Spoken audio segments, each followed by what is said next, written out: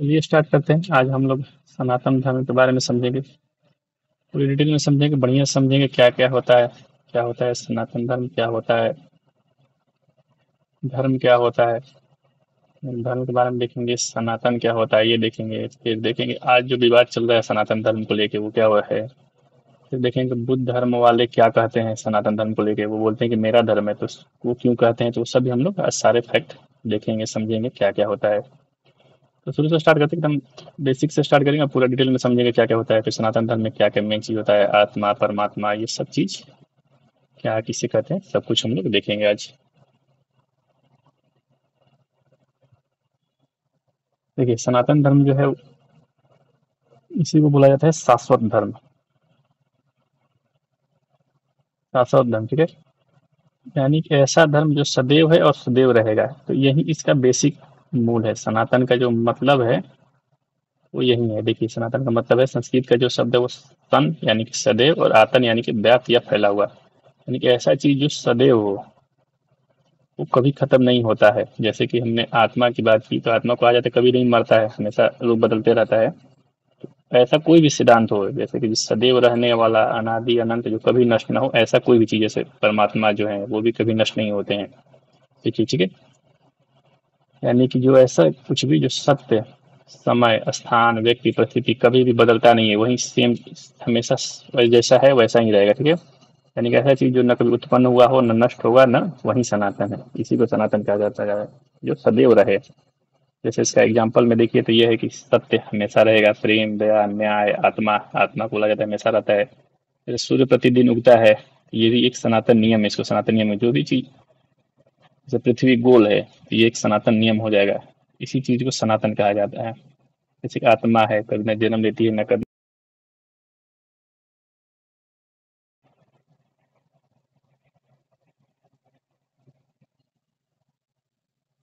हम लोग एक और बात देखते हैं कि धर्म क्या है फिर। ठीक है, सनातन का मतलब है कि जो सदैव रहे, तो धर्म क्या है आखिर, इसको भी हम लोग देख लेते हैं। देखिए धर्म जो है वो रिलीजियन, एक तो अलग चीज होता है, इसका हिंदी रिलीजन कभी नहीं होता है धर्म का। रिलीजियन जो है वो अंग्रेजी शब्द है, हमारा जो है धर्म उसका अलग अर्थ है। देखिए धर्म जो है वो ध्री धातु से बना है, जिसका अर्थ होता है धारण करना। ठीक है, इसको ऐसे कहा जाता है कि धारते इति धर्म, जो भी धारण करने योग्य है, जो चीज भी धारण करने योग्य है वो सभी धर्म है। जैसे कर्तव्य, सत्य, नैतिकता, न्याय, संयम, ये सब धारण करने योग्य है। देखिए महाभारत में इसके लिए क्या लिखा गया है, महाभारत के शांति पर्व में, कि धारणा धर्म इत्याहु धर्मो धार्यते प्रजा।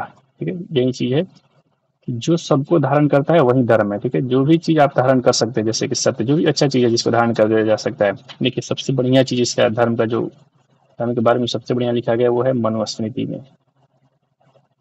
ये मनुस्मृति में एक श्लोक है जिसमें 10 लक्षण बताया गया धर्म का।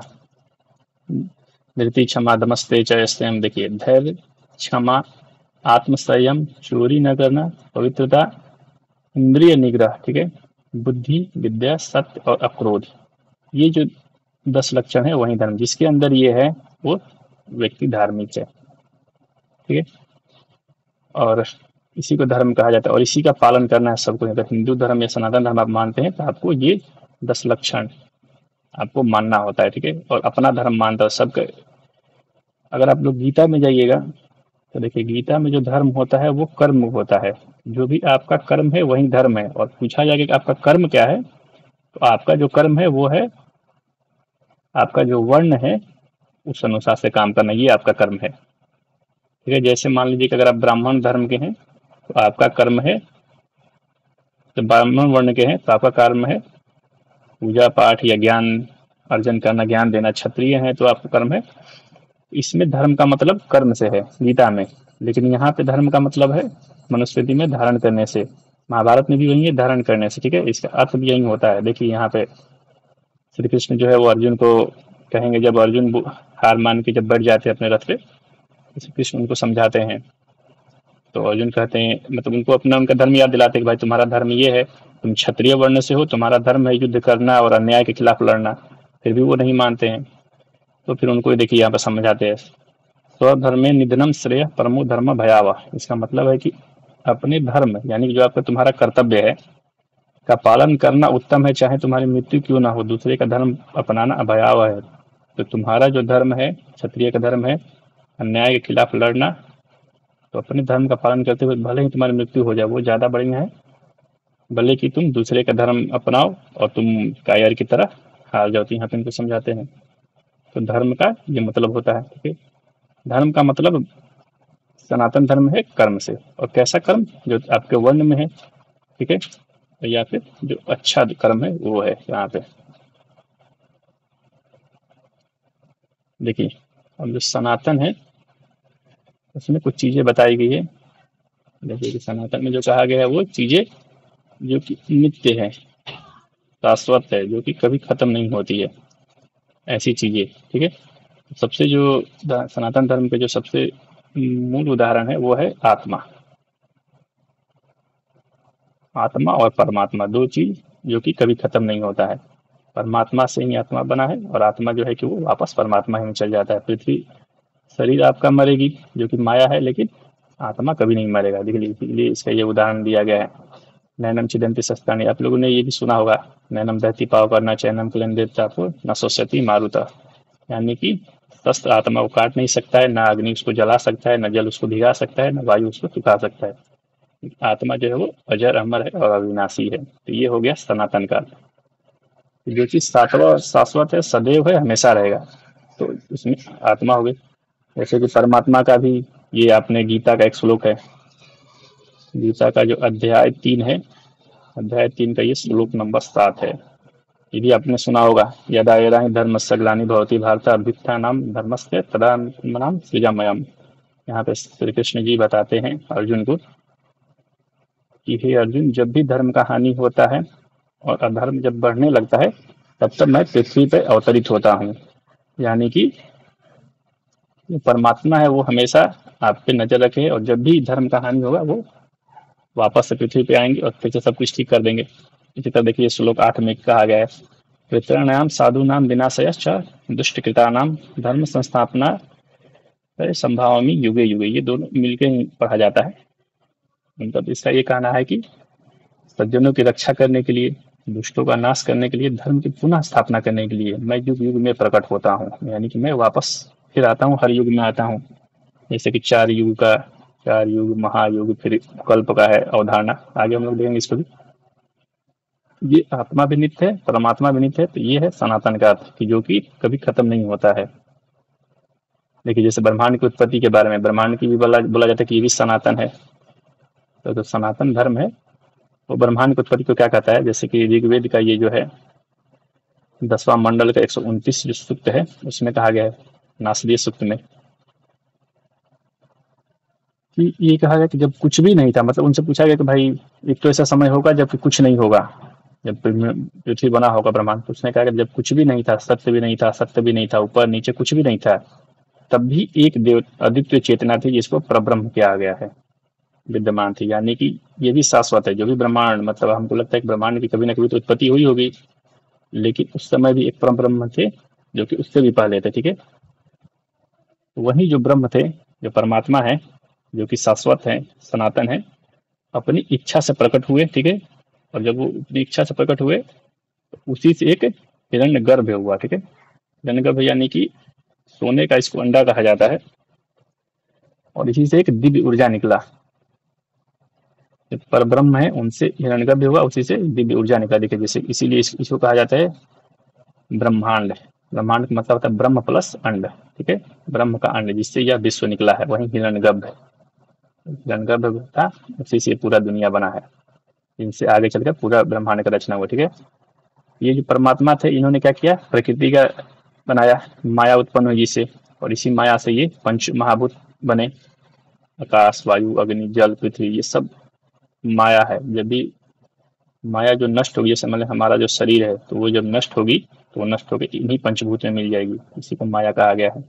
इसको परमात्मा ने बनाया है जो हिरण्यगर्भ था उससे, ठीक है। फिर इन्हीं पांचों जो तत्व है उसी से जीव ग्रह तारे सागर पर्वत प्रकाश गंगा, जो भी सब चीज, अगर आप जो भी चीज देखिएगा, अगर शरीर है, इसमें भी शरीर आखिरकार सब एटम से बना है, सब मिट्टी में मिल जाएगा, यहाँ पे हो गया। पृथ्वी, जल, इन्हीं 5 तत्वों से पूरी दुनिया बनी है। तो ये चीज़ कहा गया है, लेकिन इसको बनाने वाले कौन है? परमात्मा है। यानी कि ये भी चीज़, ब्रह्मांड जो भी है वो भी सनातन है। देखिए कैसे इसको समझाया गया और आगे, ठीक है। तो देखिए हिंदू धर्म में क्या कहा गया है कि जो सृष्टि है, ना तो इसका कोई आरंभ है ना अंत है, ठीक है, बल्कि ये बार बार ये एक चक्रीय है, ठीक है। एक बार बनेगा, नष्ट होगा, फिर बनेगा। जैसे देखिए क्या कहा जाता है कि जो ब्रह्मा जी हैं, उनका जो एक दिन होता है वो 4.32 बिलियन ईयर का होता है, 4.32 अरब साल का, ठीक है। इसमें ये सृष्टि सृष्टि बनते रहती है, बनते रहती है। फिर जैसे उनका एक रात होता है तो वो प्रलय का ही, ठीक है। ये है बनने का समय, ये है प्रलय का समय, ब्रह्मा की रात्रि, ठीक है। फिर सब कुछ ब्रह्म में विलीन हो जाएगा वहीं परमात्मा में, ठीक है। और वापस फिर से बनेगा ये इतना दिन तक चलेगा, फिर से बनेगा। देखिए इसके लिए टाइम स्केल दिया गया, जैसे सतयुग, त्रेता युग, द्वापर युग, कलयुग। कलयुग का जैसे टाइम है ये है 4,32,000, सब में 4,32,000 ये हो गया, फिर इंटू 2, 2 गुना, फिर 3 गुना, 4,32,000, 4 गुना, ऐसे करते करते तो सतयुग जो है वो खत्म हो गया है। त्रेता युग, द्वापर युग, अभी जो चल रहा है वो कलयुग चल रहा है, ठीक है। और अगर सबको मिला लिया जाए तो ये बनता है एक महायुग। अगर चारों युग को मिलाया जाए तो ये बनेगा महायुग, और ये होगा 43,32,000 साल का, ठीक है। और 1000 महायुग मिलके बनता है एक कल्प, यानी कि सृष्टि का दिन, ब्रह्मा जी का एक दिन। तो ये 4 युग मिलके एक महायुग, ठीक है। 1000 महायुग मिलके एक कल्प, और एक कल्प यानी कि एक दिन ब्रह्मा का, और इतना ही दिन सृष्टि रहेगा। फिर सारा सृष्टि नष्ट हो जाएगा, फिर वापस से बनेगा। फिर ब्रह्मा की रात्रि होगी, फिर वापस से ये चारों युग फिर से आएगा, फिर से आएगा। देखिए अगर अभी का देखा जाए, अगर हिंदू धर्म के कैलेंडर को ना सर अभी का देखा जाए क्या समय चल रहा है, तो अभी तो कलयुग चल रहा है, ठीक है। ये 2102 ईसा पूर्व में चालू हुआ था। इसका अवधि है 4,32,000 साल तक। अभी 2025 चल रहा है, यानी कि 5100 साल बीत गए हैं। तो अभी 4,26,875 साल अभी कलयुग चलने वाला है। उसके बाद ये पूरी दुनिया फिर से नष्ट हो जाएगी और फिर से एक नया सृष्टि बनेगा। तो ये है हिंदू धर्म के अनुसार कैसे दुनिया बनी। तो अगर हम लोग हिंदू धर्म के अनुसार देख रहे हैं दुनिया, तो हम लोग देख लेते हैं कि विज्ञान क्या कहता है इसके लिए दुनिया बनने का। तभी तो हम लोग सनातन धर्म को सही से समझ पाएंगे। देखिए विज्ञान क्या कहता है इसको। विज्ञान में एक बिग बैंग थ्योरी है, बहुत फेमस है, इसको देख लीजिए। बिग बैंग थ्योरी, ठीक है। इसमें कहा गया है कि जो दुनिया है वो 13.8 अरब साल पहले बनी थी, ठीक है, 13.8 अरब साल पहले। लेकिन हिंदी धर्म में क्या कहा जाता है, सनातन धर्म में, कि ये अनादि है और शाश्वत है, ठीक है। और एक जो होता है उनका वो होता है 4.2 अरब साल का। तो यहाँ पे थोड़ा सा अंतर आ रहा है। फिर भी जो ये अंतर है वो, अगर आप दुनिया कोई भी धर्म देखिएगा तो वो मुश्किल से 10,000 20,000 साल तक जाते हैं। हमने 4.2 अरब साल की बात की यहाँ पे। और अगर हम लोग पृथ्वी की बात कहें और सूर्य की बात कहें तो ये लगभग 4.5 बिलियन ईयर एगो बना था। तो पृथ्वी के अनुसार तो ये सही है डेट। वही है कि 13.8 अरब साल पहले एक गर्म बिंदु से, जिसको सिंगुलैरिटी कहा गया था, एक ही बिंदु था, उस पर अनंत ऊर्जा थी, और इसी से पूरी दुनिया बनी। धीरे धीरे ये बनी, फिर वहाँ से इलेक्ट्रॉन, प्रोटॉन, न्यूट्रॉन बना, और ये आगे बढ़ते बढ़ते गैलेक्सी बनी।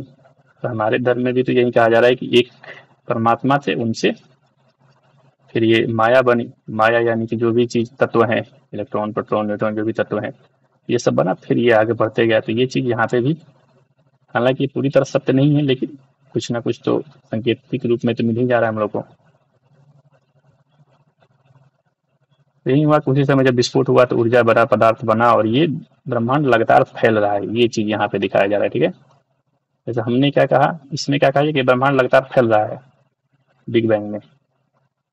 अगर हिंदू धर्म की बात की तो साइक्लिक है, ये प्रलय होगा फिर बनेगा। लेकिन अभी जो नया अवधारणा है बिग बैंग का, उसमें कहा जा रहा है कि जैसे ये ब्रह्मांड फैल रहा है और इसमें एक ग्रेविटेशन भी लग रहा है। ग्रेविटेशन तो शाश्वत नियम है। तो जैसे जैसे फैल रहा है तो एक दिन ऐसा आएगा जबकि इसकी एनर्जी खत्म हो जाएगी, और फिर इस पर ग्रेविटेशन लगने लगेगा, और ये वापस फिर से आके सिकुड़ के एक जगह आ जाएगा।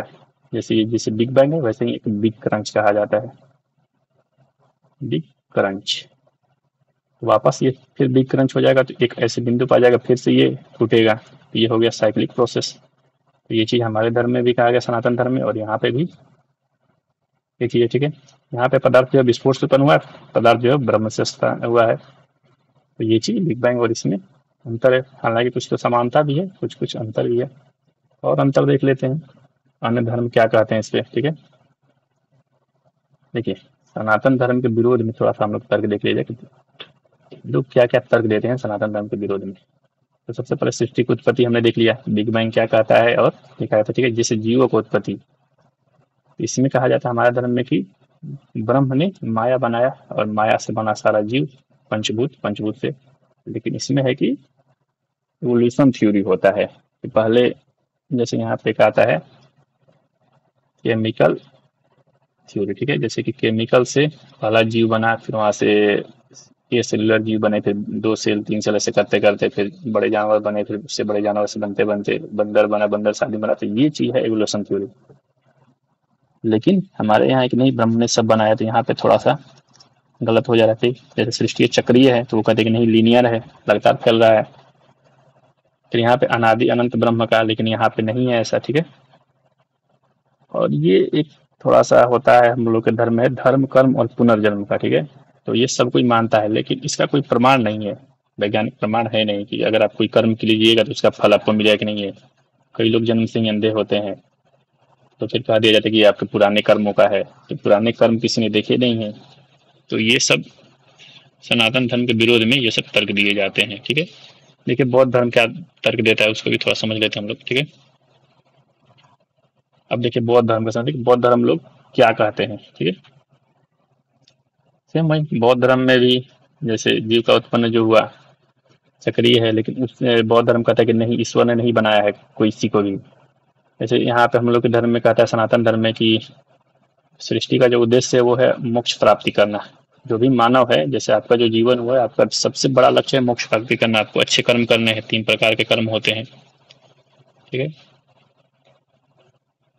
तमस, राजस और सत्व कर्म। तो सत्व कर्म करेंगे तो आपके कर्म अच्छे होंगे और आपको फिर अंततः मोक्ष मिल जाएगा, आपका आत्मा जो है वो परमात्मा में चले जाएगा। तो ये हमारा लक्ष्य है, लेकिन उनका वो लक्ष्य नहीं है। ठीक है, जैसे ईश्वर है तो हमने ईश्वर कहा कि परमात्मा जो सब जगह है, सर्वोत्तम है, वैसे ने सबको बनाया, लेकिन उसने बौद्ध धर्म कहते कि नहीं, कोई ईश्वर नहीं है। अवतार जैसे हम लोग कहते हैं भगवान के, विष्णु के जैसे 10 अवतार हैं, शंकर जी के भी कई अवतार हैं, लेकिन वहाँ पे जो है बौद्ध धर्म में वहाँ पे केवल साधु सन्यासी और तीर्थंकर का अवतार होता है। ठीक है, ईश्वर नहीं, वो लोग ईश्वर मानते ही नहीं है। अगर मूर्ति पूजा की बात करें तो हमारे यहाँ होता है, लेकिन उनके यहाँ नहीं होता। लेकिन अगर आप देखेंगे तो सबसे ज्यादा मूर्ति महात्मा बुद्ध की ही है। जैसे यज्ञ हवन तो वहाँ नहीं है। ठीक है, ये सब चीजें देखिए यहाँ पे एक बौद्ध धर्म का बहुत प्रचलित कहावत है। देखिए यहाँ पे लिखा गया है, सबम अनिच्चा सबम दुखा सबम अनंत। सब अनित्य अस्थाई। देखिए हमने क्या कहा कि सब कुछ सनातन है, यानी कि अस्थाई है, लेकिन हमने क्या कहा कि नहीं, सब अस्थाई है, कोई सनातन नहीं है।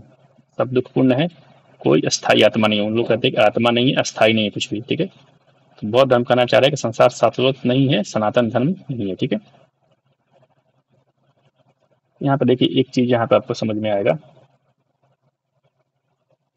कि जो बौद्ध लोग कहते हैं कि हमारा अगर सनातन है, तो वो लोग तो महात्मा बुद्ध के ज्ञान को फिर गलत ठहरा रहे हैं, क्योंकि महात्मा बुद्ध ने कहा कि कोई भी अनित्य नहीं है, कुछ भी चीज शाश्वत नहीं है।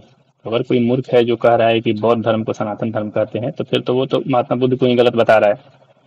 क्योंकि महात्मा बुद्ध तो कह रहे हैं कोई भी शाश्वत चीज नहीं है। उनकी एक, अगर आप बौद्ध धर्म का कोई भी ग्रंथ पढ़िएगा तो वहाँ पे एक सबसे बड़ा उदाहरण आता है कि सब पूरी दुनिया क्षण भंगुर है, यानी कि हर क्षण ये दुनिया बदल रही है। एक एग्जाम्पल देते हैं महात्मा बुद्ध की, आप एक नदी में 2 बार नहीं नहा सकते हैं। इसका ये मतलब जैसे ये नदी है, ये लगातार बहाव हो रहा है। अगर आप अभी नहा रहे हैं, ये दूसरा पानी था, कुछ देर बाद ये पानी यहाँ आ जाएगा, आप अगर यहाँ पे नहाएंगे तो यहाँ पे दूसरा पानी आ जाएगा।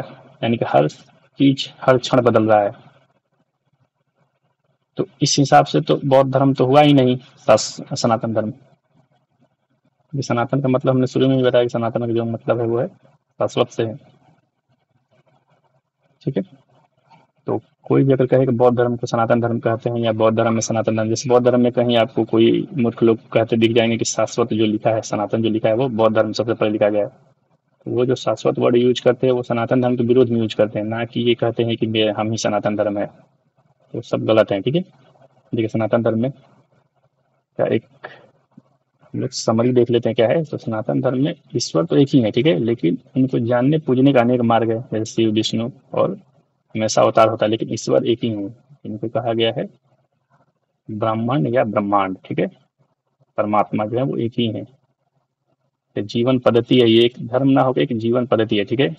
जैसे योग, ध्यान, संस्कार, ये सब सनातन चीज है जो कि हमेशा चलते रहेगा प्रकृति के साथ मेल। तो ये है सनातन धर्म का मतलब, ठीक है। आप लोग समझ गए होंगे सनातन का मतलब।